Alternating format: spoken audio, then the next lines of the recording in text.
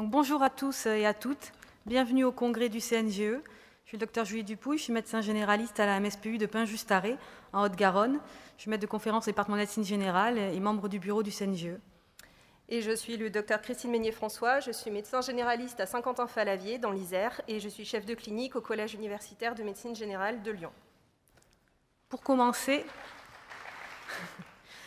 notre déclaration de lien d'intérêt avec cette présentation, j'ai bénéficié de 2 repas par l'industrie Bouchara en 2016 pour 105 €.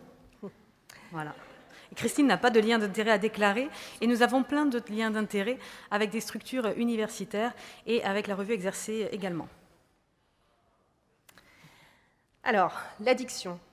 C'est une maladie qui est difficile à appréhender, avec beaucoup d'idées reçues sur les patients qui sont concernés. Ce sont des patients qui consomment des substances alors que tout le monde leur dit d'arrêter, qui au mieux n'arrivent pas à arrêter, au pire ne veulent pas arrêter. Et les prises en soin de ces patients sont souvent représentées comme étant difficiles ou vouées à l'échec, avec un déni qui est souvent brandi comme un obstacle à toute prise en soin. Une autre vision de ces patients serait de considérer que ces patients sont des victimes d'injonctions paradoxales de la société, les poussant à consommer dans certains cas, les criminalisant dans d'autres, victimes de la stigmatisation véhiculée par cette même société et parfois par nous-mêmes, soignants, et enfin victimes d'une maladie incomprise par leurs proches et parfois même par eux-mêmes. Des patients en difficulté donc qui peuvent nous faire ressentir souvent en échec en tant que soignants. Pourtant, comme pour toute maladie chronique, l'accompagnement au long cours de ces patients est la clé, pourvu que dans le respect d'une approche centrée sur le patient, ils aient été les décideurs des objectifs à atteindre. Mais commençons par explorer ensemble les représentations qui s'affrontent quand on parle d'addiction. Tout d'abord, les médias. De quoi entend-on parler dans les médias actuellement concernant les addictions ? Du débat sur la dépénalisation du cannabis, un peu. De l'opposition des riverains aux salles de consommation à moindre risque, un peu plus. De la consommation de crack à Paris, beaucoup. Le monde des addictions serait donc dominé par le crack et par l'héroïne ? Ce n'est pas ce que nous montrent les données épidémiologiques.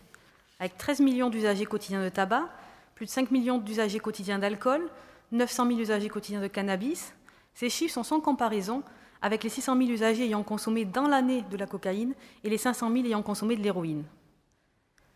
Et quand on s'intéresse à la prévalence de l'addiction en population générale, finalement, elle est de 27% pour le tabac et 8% pour l'alcool. Donc dans nos consultations de médecine générale, nous sommes confrontés à des patients en difficulté avec le tabac et l'alcool principalement. En termes de prévalence, ce sont les substances licites qui nous occupent. Alors vous nous direz, oui, en termes de prévalence, mais en termes de dangerosité.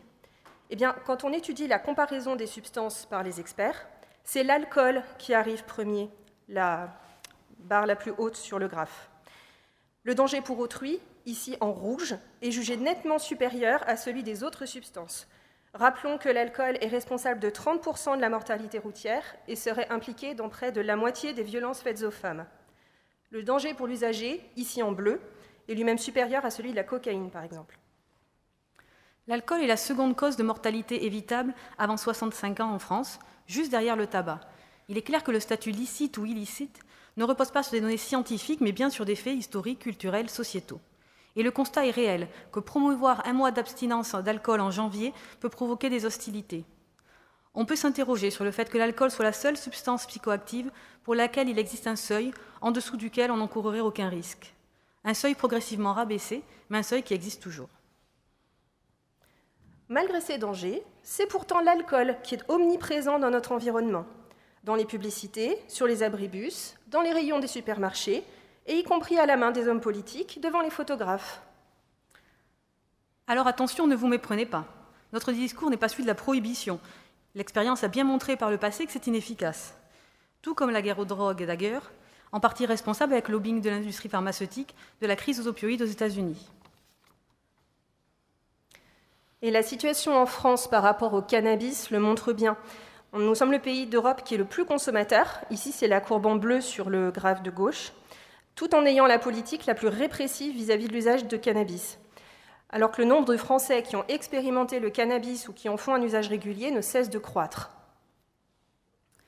Quant à la publicité, malgré quelques textes l'encadrant, elle est omniprésente.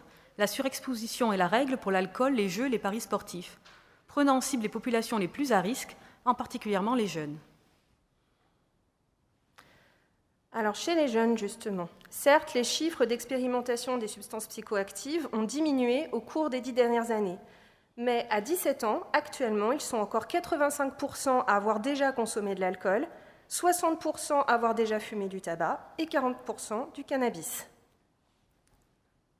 Pourtant, il est bien montré que l'âge est une variable influant fortement sur la trajectoire d'usage et sur l'évolution vers une addiction. Plus l'usage est précoce, plus le risque de développer une addiction sera fort. Des actions de prévention universelles privilégiant l'information envers cette population sont donc nécessaires. En plus de ces difficultés majeures auxquelles sont confrontés nos patients, s'ajoute le regard des autres, de leurs conjoints, de leurs familles, de leurs amis, de leurs proches. Et en tant que médecin, notre regard peut aussi être stigmatisant. Or, les effets de cette stigmatisation ne sont pas négligeables et ils ont déjà été bien étudiés.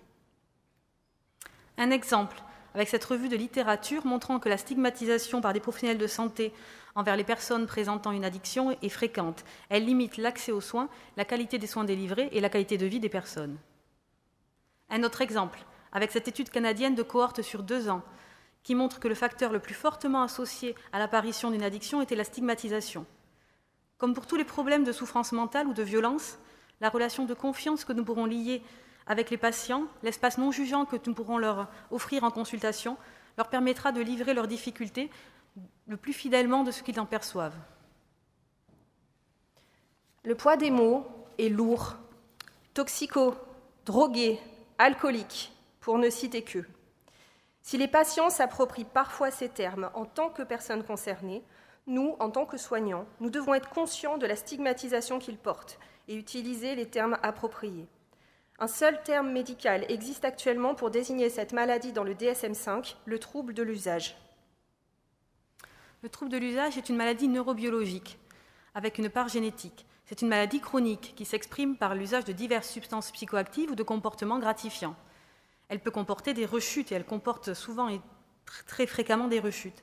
Elle se caractérise par une perte de contrôle et un craving, que l'on peut définir comme une envie irrépressible de consommer, qui pousse à l'action de consommer, alors qu'on est concentré sur l'objectif de ne pas consommer. Ainsi, l'addiction n'est pas une histoire de volonté. On peut vouloir arrêter ou modifier sa consommation, mais ne pas en être capable. C'est une histoire de dysfonctionnement du système de régulation des comportements. Et ça, c'est un élément clé à pouvoir expliquer aux patients et à ses proches. Comme souvent dans tout processus de changement, les injonctions trop directives mettent les patients en résistance, alors que c'est aux patients de décider du moment opportun de changement et d'insertion dans le soin. Bonne nouvelle, nous avons les compétences pour accompagner ces patients.